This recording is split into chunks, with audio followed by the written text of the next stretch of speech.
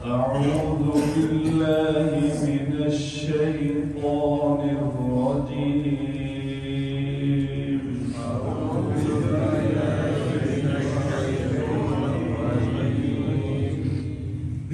بسم الله الرحمن الرحيم. بسم الله الرحمن الرحيم.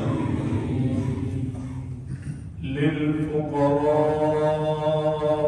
الذين أحصروا في سبيل الله.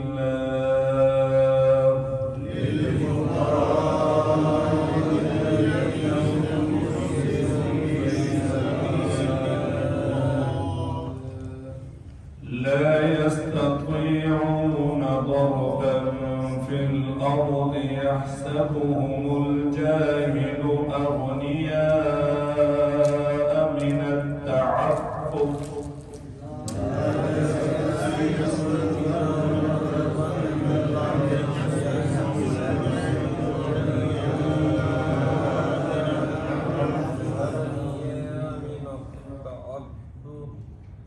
تعرفهم بسيماهم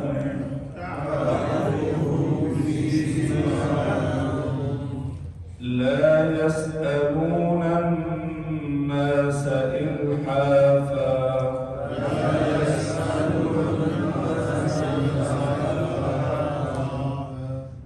وما تنفقوا من خير فإن الله به عليم.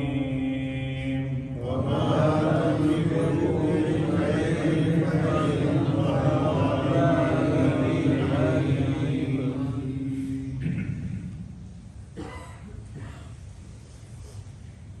للفقراء الذين، فرمایا خیرات ان فقیروں کے لیے ہے، احصروا جو رکے ہوئے ہوں، فی سبیل اللہ اللہ کی راہ میں، لا یستطیعون کہ طاقت نہیں رکھتے، ضربا چل پھر سکیں، فی الارض زمین میں، یحسبهم الجاہل اور ناواقف ان کو سمجھیں، اغنیاء مالدار، من التعفف ان کے سوال نہ کرنے سے، تعرفهم تو پہچانتا ہے ان کو، بسیماہم ان کے چہروں سے، لا یسألون الناس کے سوال نہیں کرتے، الحافا لوگوں سے لپٹ کر، وما تنفقوا من خیر اور جو کچھ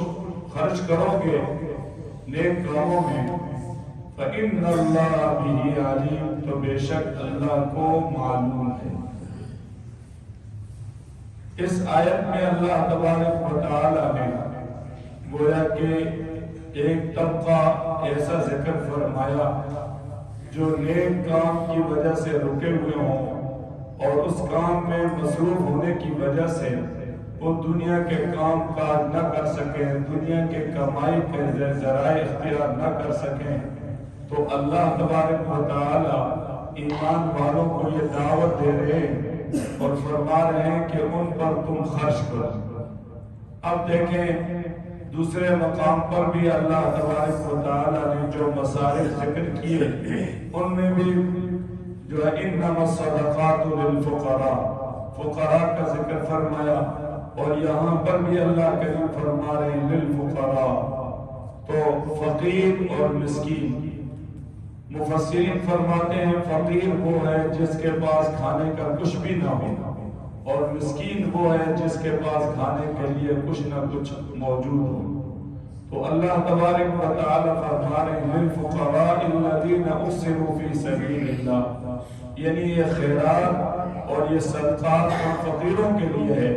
احصروا کا معنی ہے جو رکے ہوئے ہیں، تو اسی طرح حج اور عمرے کے لیے جانے والے کسی وجہ سے رک جائیں اور وہ نہ جا پائیں تو ان کے لیے بھی یہ حکم ہے کہ وہ اپنے ساتھ جو جانور وغیرہ عطیہ کے لیے جا رہے ہیں وہیں پر وہ ذبح کر لیں اور گویا کہ ان کو حرم کی طرف بھیج دیں اور خود واپس آ جائیں۔ یہاں پر بھی اللہ کریم یہی فرما رہے ہیں کہ وہ فقراء جو کسی وجہ سے رکے ہوئے ہیں فی سبیل اللہ، اللہ کی راہ میں، تو یہاں مفسرین فرماتے ہیں دو طبقے کے لوگ ہیں۔ ایک وہ لوگ ہیں جو اللہ کے راستے میں جہاد کرنے کی وجہ سے کام کاج نہیں کر سکتے، کما نہیں سکتے، کمائی کے ذرائع اختیار نہیں کر سکتے، فرمایا ان پر خرچ کرنا مسلمان کے لیے ضروری ہے، اس لیے کہ مسلمان ان پر خرچ کریں گے، وہ اللہ کے راستے میں جائیں گے اور الہ کلمت اللہ کے لیے وہ گویا کہ برسر پیکار رہیں گے، تو اس صورت میں جہاد کا یہ عمل جو ہے وہ جاری اور ساری رہے گا۔ اور دوسری نمبر پر گویا وہ طالب علم ہیں جو دین کا علم حاصل کرنے والے مدارس کے اندر پڑھتے ہیں، کیونکہ وہ اس تعلیم میں لگنے کی وجہ سے دنیاوی کام کاج نہیں کر سکتے اور گویا کی کمائی کے ذرائع اختیار نہیں کر سکتے، تو لہذا ان پر بھی اپنا پیسہ لگانا یہ ضروری ہے۔ حکیم الامت مولانا اشرف علی تھانوی رحمہ اللہ فرماتے ہیں کہ لوگ دینی طالب علموں کو گویا کہ نکمے سمجھتے ہیں، وہ سمجھتے ہیں کہ کوئی کام کاج نہیں ہے، لہذا اس لیے یہ قرآن کی طرف اور گویا علم حدیث کی طرف اور فقہ کو حاصل کرنے کے لیے لگ چکے ہیں، لیکن حقیقت میں بات ایسی نہیں ہے۔ دیکھیں اصحاب صفہ نبی کریم صلی اللہ علیہ وسلم کی مسجد میں وہ اصحاب صفہ، وہ طلباء جو صفہ اس چبوترے تلے بیٹھے ہوئے تھے، کسی وقت 400 کی تعداد بھی ہوتی، کسی وقت اس سے کم بھی ہوتی، اور گویا کہ وہ جہاد کے لیے بھی تیار تھے، وہ دین کی جو ہے نشر و اشاعت کے لیے بھی اور وہ دین کو حاصل کرنے کے لیے بھی ہم وہاں رہتے تھے۔ اسی طرح حضرت ابو ہریرہ رضی اللہ تعالیٰ عنہ بھی انہی میں سے تھے، اور فرماتے ہیں حضرت ابو ہریرہ رضی اللہ تعالیٰ عنہ گویا کہ حضور کے منبر اور حضرت عائشہ صدیقہ رضی اللہ تعالیٰ عنہ کے حجرہ اس کے درمیان ایک مرتبہ بے ہوش ہو گئے۔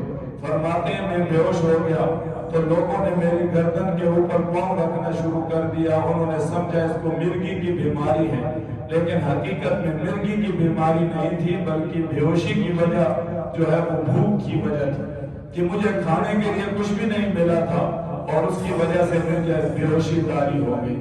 تو لہذا نبی کریم صلی اللہ علیہ وسلم کے بعد یہ ایسے طلباء ہیں کہ بھوک کی وجہ سے بے ہوش ہو گئے، لیکن انہوں نے کسی سے جو ہے وہ جرأت نہیں کی کہ وہ کسی کے سامنے ہاتھ اٹھائیں اور ان سے مانگیں۔ لہذا ایسے طالب علم بھی رہے ہیں اور ایسے حضرات بھی رہے ہیں، تو اس لیے اللہ کریم یہاں پر فرما رہے ہیں کہ دین کی بقا اور دین کے جو ہے وہ پھیلانے کے لیے جو لوگ جو ہے وہ محصور ہیں یا جو دین کو حاصل کرنے کے لیے علم دین حاصل کرنے کے لیے جو لگے ہوئے ہیں، لہذا ان پر اپنا پیسہ خرچ کرو۔ اور ساتھ ساتھ میں آپ کو یہ بھی بتاؤں کہ دیکھیں اس وقت غزہ کے مسلمانوں کی ایسی حالت ہے کہ ایک تو ٹھنڈی ہوائیں اتنی شدت کے ساتھ ہیں، اتنی شدت کے ساتھ ہیں کہ میں اور آپ اندازہ نہیں لگا سکتے۔ دوسرا اپنے گھروں سے بے گھر ہو چکے ہیں اور ان کے اوپر چھت نہیں ہے، جو ٹینٹ انہوں نے لگائے ہیں وہ بھی ہواؤں میں ایسے اڑ رہے ہیں کہ گویا کہ بے سر و سامانی کی حالت میں وہ بچے، وہ بوڑھے، وہ بیمار بیٹھے ہوئے ہیں۔ تو لہذا اگر ہم اپنی جان کے اعتبار سے ان کے ساتھ تعاون نہیں کر سکتے تو مالی اعتبار سے تعاون ہمارے اوپر ضروری ہے، تاکہ کم از کم ان کے لیے سردی سے بچاؤ کے لیے کوئی ذرائع تو ہو سکے ہیں، ان کے لیے کھانے کے لیے، ان کے لیے پینے کے لیے پانی، تو یہ چیزیں یہ محسوس کرنی چاہیے۔ آج ہم مسلمان بے حس ہو چکے ہیں، ہمارے اندر دوسرے مسلمان کا حس جو ہے وہ باقی نہیں، اور اگر احساسات ہمارے ہوتے تو آج ان مسلمانوں کو اس طرح بے کسی کے حالت میں ہم نہ دیکھتے۔ اس لیے میرے مسلمان بھائیوں ذرا دوسرے مسلمانوں کی بھی پرواہ کریں، ان کے بھی احساسات کو اپنے اندر جو ہے وہ جگہ دیں اور وہ بھی احساسات اپنے اندر لائیں۔ کہیں ایسا نہ ہو کہ ہم قیامت کے دن اللہ کی عدالت میں جائیں اور رب تعالیٰ کے سامنے وہ مسلمان شکوہ کریں اور ہم اپنے اللہ کے سامنے کیا جواب دیں۔ اس لیے یہ جواب دینا پڑے گا. اس جواب دینے کو لیے ہمارے لیے جو ہے وہ جواب بھی نہیں ہوگا. اس لیے ان کا احساس کرنا چاہیے. اگر ہم جانی تعاون نہیں کر سکتے تو مالی اعتبار سے اس وقت ایسے ذرائع موجود ہیں الحمدللہ کہ ان کو ایک ایک جو ہے وہ روپیہ وہاں پر پہنچ رہا ہے، اور الحمدللہ ان کی ضرورتیں جو ہے وہ مسلمان پوری کرنے کے لیے کوشاں ہیں. لیکن ہمارا بھی اس میں حق ہے اور ہمارا بھی اس میں حصہ ہونا چاہیے. تو اس لیے ان کا بھی احساس لیں، اور وہ بھی دین کی بقا کے لیے لگے ہوئے ہیں. قبلہ اول کی جو ہے وہ عظمت اور اس کے تقدس کے لیے لگے ہوئے ہیں. دیکھیں وہ گھروں سے بے گھر ہو گئے. ایسے ایسے بچے ہیں جو کہتے ہیں ہم کل کو کس کو باپ کہیں گے، کس کو ماں کہیں گے. ہمیں تو یہ پتہ بھی نہیں ہماری ماں کدھر گئی، ہمارا باپ کدھر گیا، ہمارے رشتے دار کدھر گئے. گویا تنہا چھوٹے چھوٹے بچے معصوم جو ہیں وہ بے کسی کے عالم میں گویا کہ وہ زبان حال سے یہ کہہ رہے ہیں. تو کہیں ایسا نہ ہو کہ یہ حالات ہمارے اوپر آئے. اگر ہم نے ان کو اسی طرح بے کسی کے عالم میں چھوڑ دیا اور ان کا احساس نہ کیا تو پھر ہمارے لیے بھی خطرات ہیں. اس لیے ان کا بھی خیال کریں. اور دوسری نمبر پر اللہ تبارک و تعالیٰ نے گویا فرمایا لا یستطیعون ضربا فی الارض، فرمایا جو ملک میں چل پھر نہیں سکتے. مطلب یہ ہے کہ وہ کمائی کے ذرائع اختیار نہیں کر سکتے. اب دیکھیں یہ علم دین حاصل کرنے والے جو طلباء ہیں، اگر یہ پیشہ بھی اختیار کریں، کمائی کا بھی ذریعہ اختیار کریں، ادھر سے پارٹ ٹائم جو ہے وہ علم کے لیے بھی دیں، تو گویا پھر ان کا کیا ہوگا. کہتے ہیں کہ نیم حکیم خطرہ جان است اور نیم ملا خطرہ ایمان است. پھر آدھا عالم جو ہے وہ ایمان کا خطرہ بنے گا. جب پورا عالم نہیں بنے گا، جیسے آج اس ملک کے اندر کتنے ایسے عالم ہیں جن کو پورا علم کے اوپر عبور نہیں ہے، وہ لوگوں کے ایمان کے لیے خطرات بنے ہوئے ہیں. کوئی میڈیا کی صورت میں آتے ہیں، کوئی وعظ و نصیحت کی صورت میں آتے ہیں، کوئی کس صورت میں وہ گویا کہ لوگوں کے ایمان پر ڈاکہ ڈال رہے ہیں، لوگوں کے شبہات کو بڑھانے کی کوشش کر رہے ہیں. کوئی نمازی ہے تو اس کی نماز کو گویا کہ اس کو نماز سے جو بیزار کرنے پر لگے ہوئے ہیں. کوئی دین پر چلنے والا ہے اس کو بے دین بنانے کے لیے لگے ہوئے ہیں. آپ دیکھیں میڈیا پر جو ہے ایسے ایسے لوگ ایسے ایسے جاہل کہتے ہیں تمہارے مولویوں نے تمہیں جاہل رکھا، تم اپنے مردہ کے لیے اللہم اغفر لحینا و میتنا یہ دعا جو پڑھتے ہو، گویا کہ اس میں تو میت کا ذکر ہی نہیں. حالانکہ جاہل سے آدمی کو بھی اگر آپ یہ دعا سنائیں تو وہ کہے گا اللہم اغفر لحینا و میتنا. میت کا کیا معنی ہے؟ میتنا کا جو لفظ ہے اس کا کیا معنی ہے؟ لیکن ایسے ایسے جاہل ہیں میڈیا پر آ رہے ہیں. اب مسلمان سنیں گے اور جن کے پاس علم نہیں ہے وہ کہیں گے یار یہ تو صحیح کہہ رہا ہے، گویا کہ ہمیں ہمارے مولویوں نے جاہل رکھا. تو یہ ایسی سازشی قوتیں جو ہے وہ میڈیا پر آ گئی اور جو علماء سے عوام کو دور کرنے کی کوشش کر رہی ہے. اور انہیں پتا ہے یہ قادیانیوں کی سازش ہے کہ علماء سے عوام کو دور کر دیا تو یہ ہماری جال میں پھنسنا ان کے لیے آسان ہو جائے گا. اور جب تک یہ علماء ہیں اور گویا یہ علماء ان کی سرپرستی کر رہے ہیں، اس صورت میں اس عوام کو گویا کہ اپنے شکنجے میں لینا یہ محال اور مشکل ہے. تو اس لیے میرے بھائیوں گویا کہ جہالت کے ایسے گڑھ جو ہے اس وقت اس ملک کے اندر موجود ہیں، آئے دن پیدا ہو رہے ہیں کہ گویا کہ آئے دن ایسے ایسے لوگ ہیں. اب ایک آدمی یہ کہہ رہا ہے کہ اللہم اغفر جو ہے رب اجعلنی مقیم الصلاۃ ومن ذریتی، یہ دعا جو تم پڑھتے ہو یہ قرآن میں بھی نہیں ہے اور حدیث میں بھی نہیں ہے. اب دیکھیں کتنا بڑا جھوٹ بول رہا ہے. گویا کہ 13ویں پارے کے اندر حضرت ابراہیم علیہ السلام کا ذکر ہے، وہاں پر یہی دعا وہاں پر مذکور ہے. وہ کہتے ہیں یہ نماز میں جو تم پڑھتے ہو یہ کہاں سے آئی؟ یہ حدیث کے اندر مجھے کہیں نہیں ملی. اللہ کے نبی صلی اللہ علیہ وسلم نے بخاری کے اندر حدیث ہے، اللہ کے نبی نے فرمایا کہ درود شریف پڑھنے کے بعد تم جو چاہو دعا پڑھو، جو چاہو دعا پڑھو. اب قرآن کی یہ دعا موجود ہے، اب یہ دعا اگر کوئی پڑھتا ہے اس میں کیا ہے؟ لیکن جاہل لوگ جب اس کی بات کو سنیں گے تو وہ کہیں گے یار یہ کوئی صحیح کہہ رہا ہے، کوئی ان لوگوں نے ہمیں غلط راستے پہ لگایا ہے. تو وہ سوچے گا آج تک جو میں نے نماز پڑھی وہ ساری کے ساری ضائع ہو گئی، لہذا کیا فائدہ ہے کہ میں نماز پڑھوں، نماز ہی کو چھوڑ دوں. مسلمان نمازی بنانے کی کوشش کر رہے ہیں اور ایسا طبقہ موجود ہے جو لوگوں کو بے نمازی بنانے پر لگے ہوئے ہیں. تو اس لیے میرے بھائیوں ان حالات میں گویا کہ دین کی نشر و ارشاد اور دین کے ساتھ تعاون کرنا، ان مراکز کو جو اور قائم کرنا ایسا ہوگا تو مسلمانوں کے نوجوانوں کا ایمان محفوظ ہوگا، اور اگر یہ مدارس نہ رہے، یہ خانقاہ، یہ تبلیغی مراکز نہ رہی، تو گویا کہ مسلمانوں کے ایمان جو ہے وہ آہستہ آہستہ جو ہے گویا کہ ختم ہو جائیں گے۔ غیر کی سازش یہ ہے، غیر کی کوشش یہ ہے کہ کسی طریقے سے مسلمانوں کے اندر سے ایمان کو کھوکھلا کر دیا جائے۔ تو اس لیے اللہ کریم فرمانے لا یستطیعون ضربا فی الارض یحسبهم الجاہل، جاہل سے مراد جو ہے ناواقف آدمی۔ ناواقف آدمی یہ سمجھتا ہے اغنیاء کہ یہ مالدار ہے، بنا تعفف سوال نہ کرنے کی وجہ سے۔ اب معاشرے میں بہت سارے لوگ ایسے ہوتے ہیں جو سفید پوش ہوتے ہیں، وہ سوال نہیں کرتے، تو جو لوگ زکوٰۃ صدقات دینے والے ہوتے ہیں ان کی حالت کو دیکھ کر وہ سمجھتے ہیں یہ اغنیاء، یہ مالدار ہیں، ان کے ساتھ تعاون نہیں کرتے۔ حالانکہ ایسے لوگوں کے ساتھ تعاون کرنا چاہیے تاکہ یہ معاشرے میں آ کر لوگوں سے بھیک نہ مانگے اور اپنے ہاتھ نہ پھیلائیں، اور ان کی یہ سفید پوشی اسی طرح قائم رہے۔ لیکن ہم اس طرف جاتے ہی نہیں ہیں، کوشش ہی نہیں کرتے۔ ایک تو پہلی بات تو یہ ہے کہ ہم صحیح معنوں میں زکوٰۃ ادا ہی نہیں کرتے، اور جو ادا کرتے ہیں اس کو بھی لے جا کر اپنے سے جو ہے ذمہ سے جو ہے ہٹانے کی کوشش کرتے ہیں، یہ بھی بڑی غلط بات ہے۔ ایک صحابی نبی کریم صلی اللہ علیہ وسلم کے پاس آئے، انہوں نے کہا اللہ کے نبی میرے لیے کوئی میرے ساتھ تعاون کا سوال کریں، تو حضور نے فرمایا اے قبیصہ یاد رکھو کہ سوال کے لیے 3 باتیں ضروری ہیں۔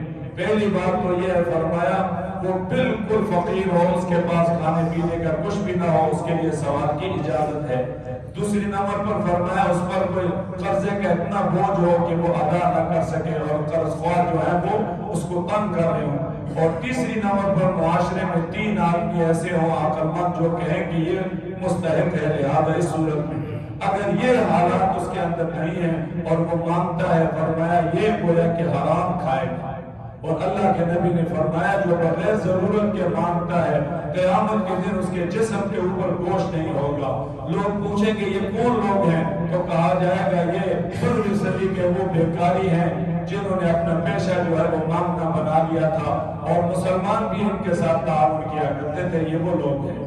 تو اس لیے دیکھیں کتنے ایسے لوگ بھی گزرے، امام احمد بن حنبل رحمہ اللہ اور ان کے استاد عبدالرزاق اور امام شافعی، امام ابو یوسف اور امام ابن حمام رحمہ اللہ، یہ بڑے بڑے اکابر، امام بخاری رحمہ اللہ، انہوں نے اپنے وطن چھوڑے، اپنے علاقے چھوڑے، لیکن انہوں نے کسی سے مانگا نہیں۔ گویا کہ بے کسی کے عالم میں انہوں نے زندگی گزاری اور گویا کسی کے سامنے ہاتھ نہیں پھیلائے۔ تو ایسے لوگ بھی دنیا میں گزرے ہیں، لہذا اللہ کریم فرما رہے ہیں تم ان کی ظاہری حالت کو دیکھو گے تو یہ سمجھو گے کہ ناواقفیت کی وجہ سے کہ یہ اغنیاء، یہ مالدار ہیں، لیکن حقیقت میں وہ مالدار نہیں ہوں گے۔ تعریفون بسیماہم، پہچانتا ہے ان کو چہرے سے، گویا ان کے چہرے بتائیں گے کہ یہ بیچارے جو ہے نہ کھانے کی وجہ سے یہ ان کے رنگ جو ہے وہ پیلے پڑ گئے اور زردی ان کے چہروں پر آ گئی، اور گویا کہ غربت کی وجہ سے گویا کہ ان کے اندر بڑھاپا آ رہا ہے، کمزوری آ رہی ہے۔ فرمایا لا یسألون الناس، نہیں سوال کرتے لوگوں سے الحافا، لپٹ کر۔ لپٹ کا معنی یہ ہے جیسے آپ نے دیکھا بھیک مانگنے والے پیچھے پڑ جاتے ہیں، جب تک آپ ان کو نہیں دیں گے اس وقت تک وہ جان نہیں چھوڑیں گے۔ اور بالخصوص یہ گویا کہ کافروں کے ممالک میں نہیں ہے، یہ مسلمانوں کے ممالک میں۔ اس کی وجہ یہ ہے کہ مسلمانوں کو جو کام کرنے چاہیے تھے وہ کافر کر رہے ہیں۔ کافروں نے اپنے ایسے ادارے جو ہے وہ قائم کیے ہیں کہ جو غریب ہیں، نادار لوگ ہیں، ان کے ساتھ تعاون کیا جاتا ہے، اور مسلمانوں کے ممالک میں خود حکمران بیچارے سب سے زیادہ غریب اور مسکین ہیں اور سب سے زیادہ فقیر ہیں، تو وہ ادارے کیسے قائم کریں گے اور لوگوں کی غربت کو کیسے ختم کریں گے؟ لہذا اس پر افسوس ہی ہے، اس کے علاوہ کوئی حل نہیں۔ وَمَا تُنْفِقُوا مِنْ خَيْرٍ، اور فرمایا جو تم کام خیر کی جو ہے وہ خیر کے کام میں جو کچھ تم خرچ کرو گے فَإِنَّ اللَّهَ بِهِ عَلِيمٌ، بے شک اللہ کو اس کا معلوم ہے۔ گویا کہ اللہ سے مخفی نہیں ہے، تم نے اعلانیہ کیا یا تم نے چھپ کر کیا، اللہ کو ہر حال میں پتہ ہے۔ اللہ تبارک و تعالی ہم سب کو سمجھنے کی توفیق نصیب فرما دے۔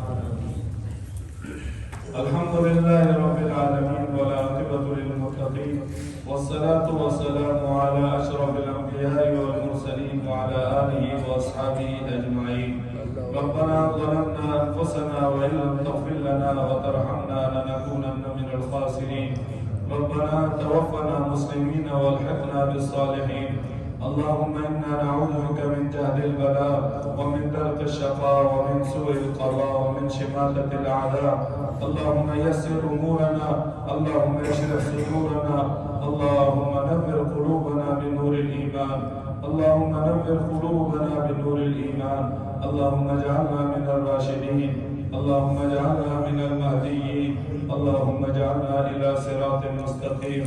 اللهم يا عزيز يا حميد يا ذا العرش المجيد اصرف عنا كل جبار عنيد، اصرف عنا كل جبار عنيد، اصرف عنا كل جبار عنيد.